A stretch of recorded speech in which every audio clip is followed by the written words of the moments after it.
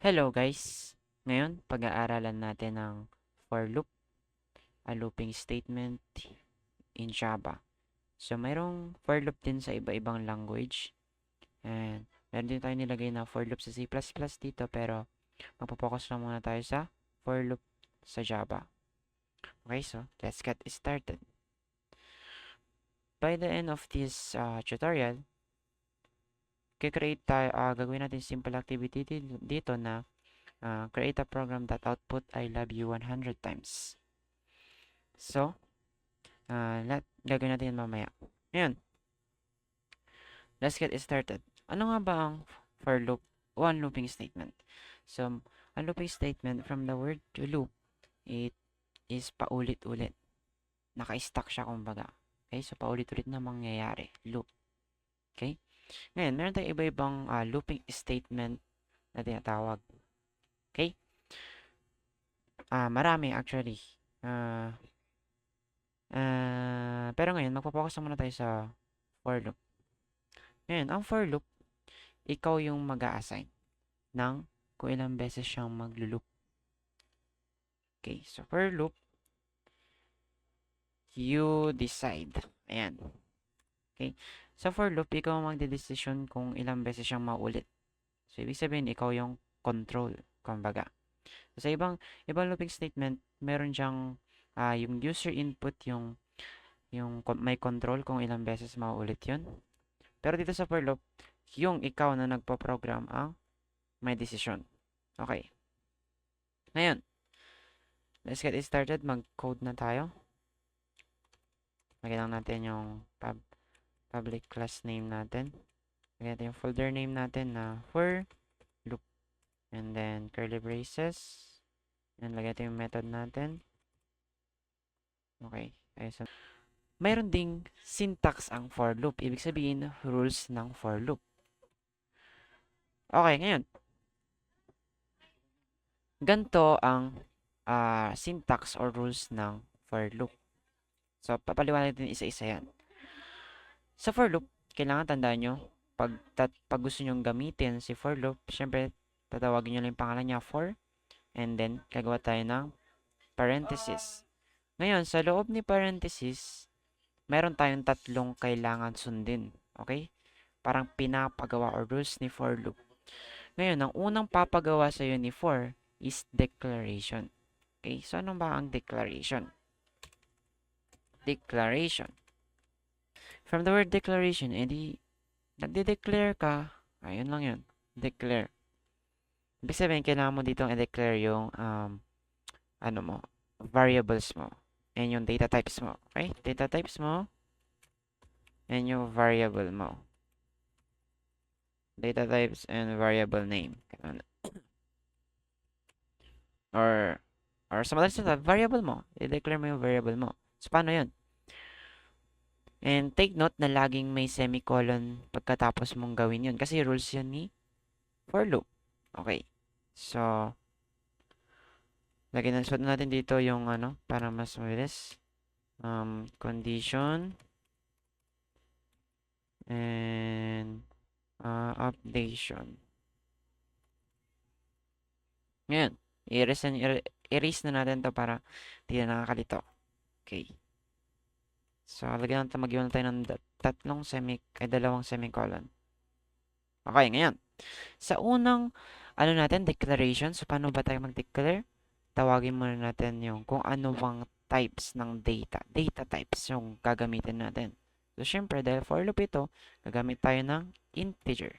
Or meaning ng integer, numbers. Okay? Ngayon, ito si integer, hindi pwedeng int lang na nakalagay dyan. Hindi yan gagana, syempre. Tingnan nyo, nakakulay red na. Kaya, ang kailangan natin gawin dyan is, kailangan natin siyang lagyan ng variable name. Okay?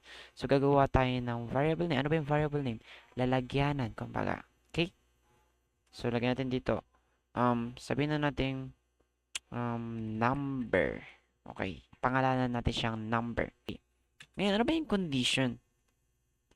Condition, hindi ibig sabihin condition. Ano ba yung gusto mong ipagawa sa akin? Ganon.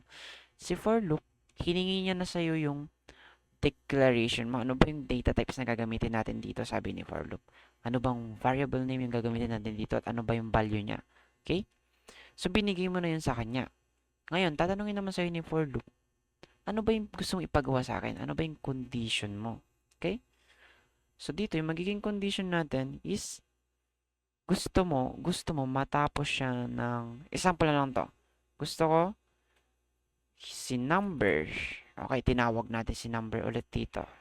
Si number is hanggang less than lang. Dapat less than 5 siya. Okay? Ano ibig sabihin yan? Ibig sabihin, kapag si number na may 0, binigay mo sa kanya si number na may value na 0. Ngayon, ang condition mo, magraran yung block of code hanggat nagtutrue itong condition. Okay? Kasi sa looping statement, magraran ang loop kapag nagtutrue yung code. Kapag nag-false naman, magdeterminate or matatapos. Doon lang matatapos yung code mo o yung for loop kapag nag-false na yung code mo. Since, example dito, int number na may value 0 at ang condition mo is dapat si number na may value na 0 is less than 5. Okay. 0 less than 5. Is that a true or false? Edi true. Diba kasi 0, mas mababa siya kay 5. So, anong mangyayari? Dahil naging tama yung condition mo, magtutrue yung code mo, and then gagana. Okay? So, babalik na naman siya dito sa integer number 0 ulit. Pero syempre, paano yan? Kapag niran natin yan, paulit-ulit lang yan, walang katapusan yan kasi walang nangyayari dito. 0, si number na may value 0 is less than 5. Okay, true. Run the code, balik ulit. 0 na less than 5, true. Okay, run ulit. Walang katapusan yan kasi hindi nagbabago tong value ni number. Kaya anong gusto natin gawin dito? Dito na papasok yung updation na tinatawag. Okay? So, condition. Condition. Basta yun. Ano mo, condition. Or gusto mong ipagawa. Dito sa updation, meron tayong tinatawag na meron tayong dalawang tinatawag dito sa updation. Okay? Meron tayong increment and decrement. Okay? So, increment,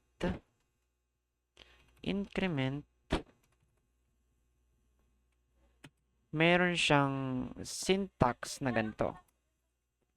And kapag decrement naman, ganito. Ayan. So, tandaan nyo lang, pag increment, dadagdagan. Pag decrement, maminusan. Yun lang yan. Kung wala kang gustong gawin, di wag mo lagyan ng updation. Ngayon, kasi nga, gusto natin matapos ito. So, wait lang. I-run muna natin yung code natin. Gawa tayo ng code dito. I-print natin si si number. Yan, si number, meron siyang 0. Ang mangyayari dito, guys, paulit-ulit siyang magraran. Ayan, walang katapusan yan. Bakit? Kasi hindi nagbabago yung value niya. Patuloy na magtutrue yan kasi si number na may value 0 is true. O, balik na naman. True na naman. Ganon. Kaya, para matapos yan, kailangan natin baguhin si value ni number. Anong gagawin natin? Ipapasok dito sa updation. Ano ba gusto natin gawin? Maminusan ba natin siya or dadagdagan? Since nakalagay dito sa condition natin na less than 5, so kailangan, ang gusto natin mangyari dito is yung value ni number, kailangan mas mataas na siya kay 5 pagdating ng panahon para maging false yung code natin. So, syempre, anong gagawin natin? Eh, di gagamitin natin si increment. Kasi, gusto natin madagdagan yung value niya hanggang sa maging mataas na siya sa kay number 5. Okay? Okay, ngayon. I'm sorry, increment. Lalagyan lang natin si number, tatawagin lang natin yung variable name natin, or variable natin, and lalagyan natin ng sign ng increment. Plus. Yan. Ngayon, ang mangyayari na dito, guys, explain ko sa inyo. I-run muna natin. Ang lalabas dito is 0 hanggang 4. Okay, ayan. So, naging 0, 1, 2, 3, 4 yung kinalabasan nung niran natin. bakit huminto na siya? Bakit hindi na siya kagaya nung kaganina 0-0 lahat? Kasi ang nangyari dito guys, nagbago na yung value ng ating variable. Kaya may nangyari sa condition natin. So, para mas maintindihan nyo, explain natin yan. Okay? So, dito muna tayo sa for loop. Siyempre, tinawag mo si for kasi gagamitin mo si for loop. Ngayon, alam na yan ng computer. Pag nilagay mong for, ay, magpo-for loop to. Okay, ganun lang yan. So, pag naglagay ka ng for, lagay mo na rin syntax niya or yung rules niya. Okay, ngayon. Dito nag-declare ka ng integer na number na mayroong 0. Okay, so gusto mo mag-umpisa sa 0, ganun. Ngayon, yung value ni 0 ay value ni number na 0 is less than 5 pa. True, di ba? Mas mababa yung 0 kaysa sa 5. So, anong mangyayari? Bago siya dumaan dito sa updation, i-run niya muna tong code. So, anong mangyayari dito? System of print.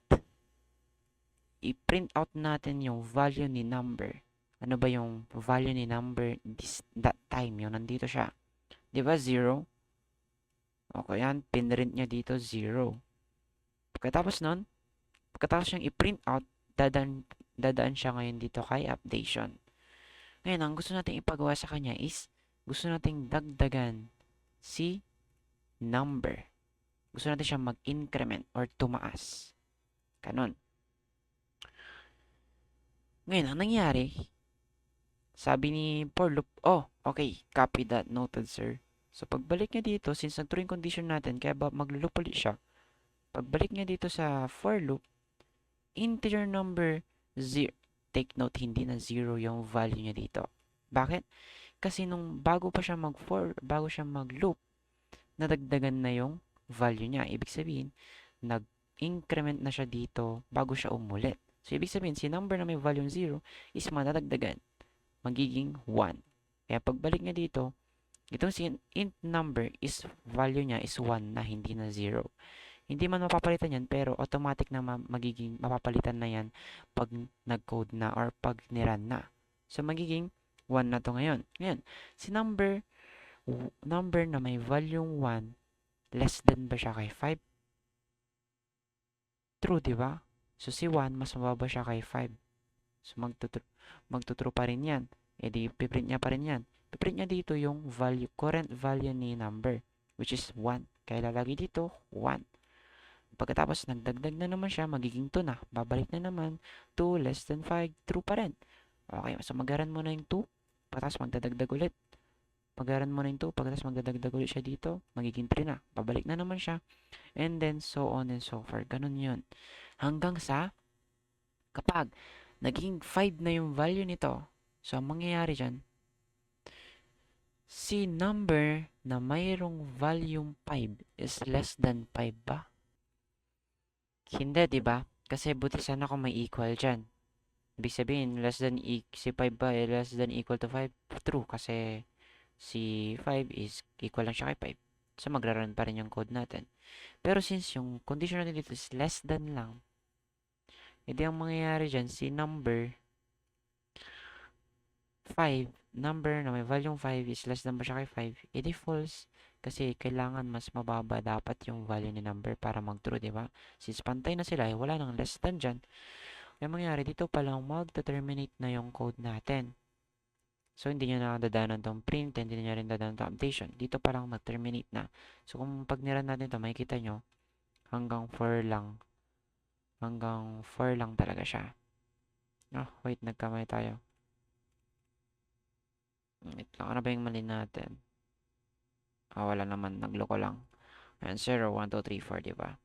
So, gawin na natin yung ating challenge na create a program that output I love you 100 times. So, kung gusto nyo, pwede yung stop mo na to and gawin yan. Pero kung hindi nyo naman nagawa, okay lang yan. Dahil gagawin natin yan step by step. So, imagine na lang natin is si nag-away ka ni jowa nyo na sana hindi. Hindi kaya gusto ni crush mo or ni jowa mo na mag-sorry ka and mag-I love you ng 100 times. Okay. O, sabi natin, sorry na lang pala. Sorry and I love you 100 times. So, paano natin gagawin siya? Siyempre, step by step, gawin natin. Okay, paano ba natin gagawin yun? E di tawagin mo natin yung gagamitin nating looping statement. Sino ba yun? It is si for. O, kita nyo, alam na ni computer kung anong gagawin natin. Si for loop. Diba? So, gawin natin, lagyan natin yung parenthesis, tas curly braces. Dito yung tatlong rules. Dito yung block of code. So, ano ba yung tatlong rules niya dito? E di si, una, declaration, diba? So, mag-declare tayo. Like, pangalan natin dito is si Suyo na lang. Suyo. Ngayon, gusto natin gawin kay Suyo is that meron siyang value na 0. Pero ito yan, guys. Kailangan since ang gusto natin mangyari is mag-umpisa siya kay 1, kaya gagawin natin 1 nito. Kasi pag 0 nilagay natin dyan, 0 mag-umpisa. Ayaw naman natin na number 0, sorry na love you, diba? Ayaw natin yun. Gusto natin mag-umpisa sa number 1. Okay? So, okay. Ngayon, lalagyan naman natin yung condition natin na gusto ko si Suyo, titigil siya kapag less than or equal na siya kay 100. Ibig sabihin, kapag si Suyo ay less than or equal na siya kay 100, doon na siya mag-terminate. Ibig sabihin, pag nag-100 na siya. Kasi pag less than lang yan, guys, hanggang 99 lang yan. Kasi, 100 less than 100 is false, di ba? So, kailangan gusto natin lagyan ng equal yan para maging si 100 less than equal to 100 is true. Okay, so hanggang true pa rin siya. Nalagyan natin ng increment dito na Suyo plus plus. Ito na yung gusto natin mangyari. So, gusto natin si Suyo, katabi niya is tuldok. Pagkatapos, sorry and I love you. So, ang paprint dito kay Suyo is number. Okay, so 1, katabi niya tuldok. So, 1 tuldok is sorry and I love you. And then, matadagdagan na naman siya. Plus, so magiging 2 na siya. Ay mag-increment na naman, mag-increment hanggang 100. And so on and so forth, ganun. Okay, so, pag nirun natin to, magiging print siya ng sorry and I love you ng 100 times. Okay, code. Tara na natin. Ayan. Number 1, sorry and I love you. 2, sorry and I love you. 3, sorry and I love you. And pwede nyo nang i-copy yan at isend sa jowa nyo. Ito yan. And, yan lang for ngayong araw, guys. Sana may natutunan kayo sa for loop natin. And see you again on my next video.